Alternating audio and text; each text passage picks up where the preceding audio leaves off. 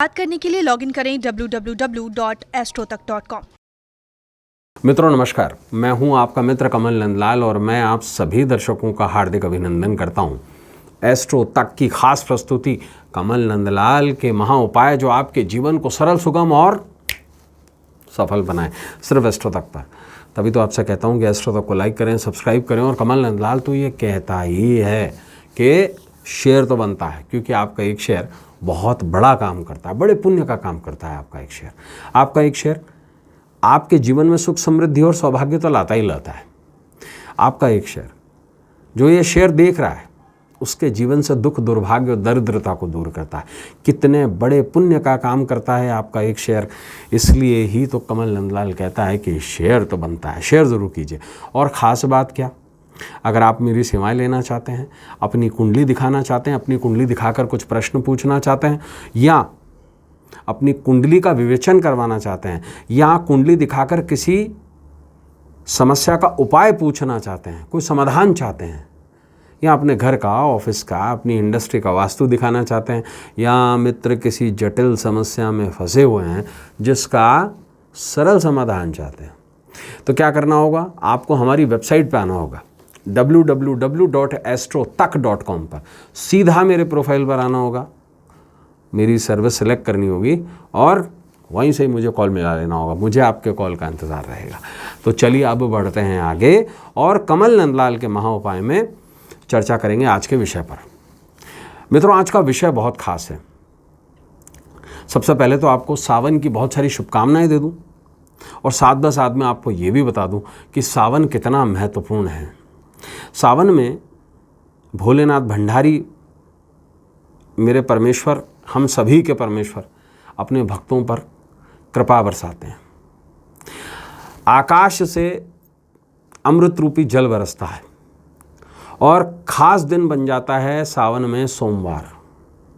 सोमवार ही खास क्यों है ये तो मैं बताऊंगा आपको, लेकिन सावन के सोमवार का ये ख़ास उपाय आपको विवादों में कैसे जीत दिला सकता है, किसी भी कोर्ट केस में कैसे जीत दिला सकता है, किसी भी वाद विवाद में आप कैसे जीत कर बाजी आ सकते हैं, ये हम जानेंगे। लेकिन उससे पहले सावन का सोमवार इतना ख़ास क्यों है? देखिए, चंद्रमा व्यक्ति पर सबसे ज़्यादा प्रभाव डालता है। चंद्रमा से अच्छा और चंद्रमा से बुरा प्लैनेट कोई है नहीं। पूरी कुंडली में 8 ग्रह खराब हो चलेगा, लेकिन अगर चंद्रमा खराब हो गया तो नहीं चलेगा। ज्योतिष का सबसे बुरा दोष होता है केमद्रुम दोष, सबसे बुरा। अगर चंद्रमा खराब तो मन खराब, विवेक खराब, बुद्धि खराब, सब कुछ खराब, स्वास्थ्य भी खराब। और बुद्धि जब काम नहीं करती है ना, वो कहते हैं ना, विनाशकालीन विपरीत बुद्धि। और जब बुद्धि काम नहीं करती है, जब मन अपने बस में नहीं रहता, तो ऐसे में क्या होता है, आदमी वाद विवाद में पड़ जाता है। लेकिन भोलेनाथ भंडारी तो भोलों के ही नाथ है ना, वो सावन में स्पेशल कृपा बरसाते हैं अपने भक्तों पर। तो सावन में सोमवार का सर्वाधिक महत्व है, क्योंकि इस बारे में आपको बता रहा हूँ आगे। देखिए, शिव महापुराण में सावन के महीने के सोमवार पर शिव पूजन का अत्यधिक महत्व कहा गया है। देखिए, सावन में अलग अलग वारों के पूजन कहे गए हैं। सबसे स्पेशल होता है सोमवार, सोमवार के बाद होता है शनिवार, शनिवार के बाद होता है मंगलवार। ये 3 बहुत विशिष्ट कहे गए हैं। और कुछ लोग जो सांसारिक जीवन से सुख सुविधा चाहते हैं, उनके लिए शुक्रवार। जो लोग भक्ति और ज्ञान चाहते हैं, उनके लिए बृहस्पतिवार। जो लोग स्वास्थ्य में सुधार चाहते हैं, उनके लिए बुधवार। हर दिन का अपना महत्व है, लेकिन सबसे इंपॉर्टेंट है सोमवार। सावन के सोमवार पर शिव महापुराण अनुसार गणेश, शिव, पार्वती, कार्तिकेय, हनुमान और नंदी की पूजा की जाती है। सावन में सफ़ेद वस्त्र पहने जाते हैं या नीले वस्त्र पहने जाते हैं, और भगवान शंकर का नीले या सफ़ेद फूलों से ही पूजन किया जाता है। शिव के 8 अलग अलग नाम हैं और इसे ही कहता है अष्टमूर्ति। ये शिव महापुराण कहता है। क्या क्या नाम है ये?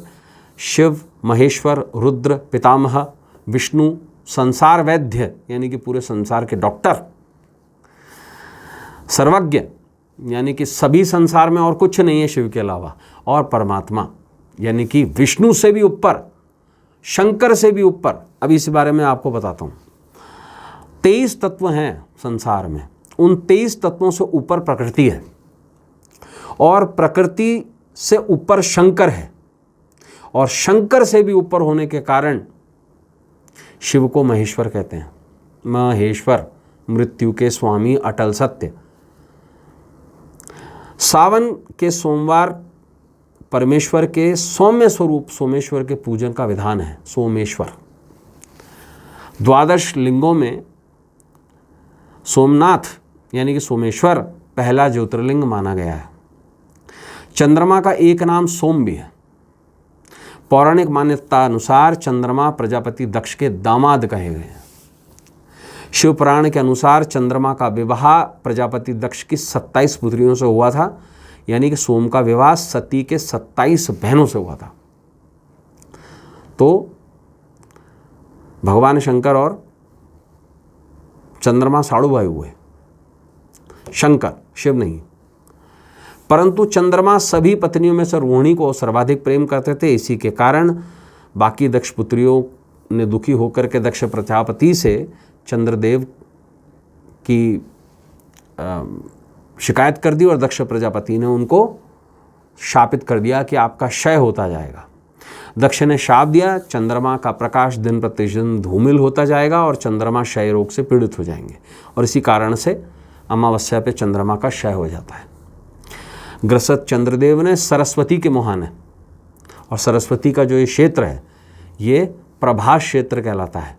ये गुजरात में है सोमनाथ। एक ज़माने में इसको सिंध कहा गया था और सिंधु का वर्णन, सरस्वती का उद्गमन जो होता है वो सिंध से होता है।